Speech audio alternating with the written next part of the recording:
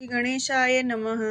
संकष्टी गणेश चतुर्थी व्रत करने से घर परिवार में आ रही विपदा दूर होती है, कई दिनों से रुके मांगलिक कार्य संपन्न होते हैं तथा भगवान श्री गणेश असीम सुखों की प्राप्ति कराते हैं। किसी भी माह के चतुर्थी के दिन भगवान श्री गणेश की पूजा के दौरान संकष्टी चतुर्थी व्रत की कथा पढ़ना तथा सुनना इसे बहुत शुभ माना गया है। गणेश चतुर्थी की पौराणिक कथा के अनुसार एक बार भगवान शिव तथा माता पार्वती नर्मदा नदी के किनारे बैठे थे। वहां माता पार्वती ने भगवान शिव के समय व्यतीत करने के लिए चौपड़ खेलने को कहा। शिव चौपड़ खेलने के लिए तैयार हो गए, परंतु इस खेल में हार जीत का फैसला कौन करेगा, यह प्रश्न उनके समक्ष उठा। तो भगवान शिव ने कुछ तिनके एकत्रित कर उसका एक पुतला बनाकर उसकी प्राण प्रतिष्ठा कर दी और उस पुतले से कहा, बेटा, हम चौपड़ खेलना चाहते हैं, परंतु हमारी हार जीत का फैसला करने वाला कोई नहीं है, इसीलिए तुम बताना कि हम दोनों में से कौन हारा और कौन जीता। उसके बाद भगवान शिव और माता पार्वती का चौपड़ खेल शुरू हो गया। यह खेल 3 बार खेला गया और संयोग से तीनों बार माता पार्वती ही जीत गई। खेल समाप्त होने के बाद बालक से हार जीत का फैसला करने के लिए कहा गया, तो उस बालक ने कहा, महादेव को विजयी बताया। यह सुनकर माता पार्वती को क्रोधित हो गई और क्रोध में उन्होंने बालक को लंगड़ा होने के कीचड़ में पड़े रहने का श्राप दे दिया। बालक ने माता पार्वती से माफी मांगी और कहा कि यह मुझसे अज्ञातवश ऐसा हुआ है, मैंने किसी द्वेष भाव में ऐसा नहीं किया।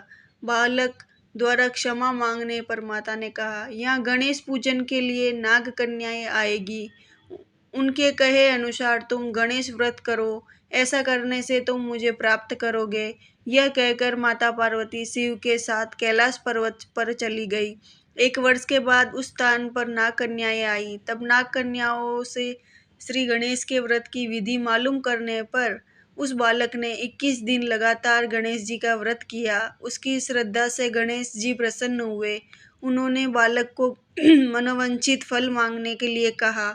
उस पर बालक ने कहा, हे विनायक, मुझसे इतनी शक्ति दीजिए कि मैं अपने पैरों से चलकर अपने माता पिता के साथ कैलाश पर्वत पर पहुंच सकूं और वे यह देख प्रसन्न हो। तब बालक को वरदान देकर श्री गणेश अंत ध्यान हो गए। इसके बाद यह बालक कैलाश पर्वत पर पहुंच गया और कैलाश पर्वत पर पहुंचने की अपनी कथा उसने भगवान शिव को सुनाई। चौपड़ वाले दिन से माता पार्वती शिवजी से विमुख हो गई। अंत देवी के रुष्ट होने पर भगवान शिव ने भी बालक के बताए अनुसार 21 दिनों तक श्री गणेश का व्रत किया। इस व्रत के प्रभाव से माता पार्वती ने अपने मन से भगवान शिव के लिए जो नाराजगी थी वह समाप्त हो गई।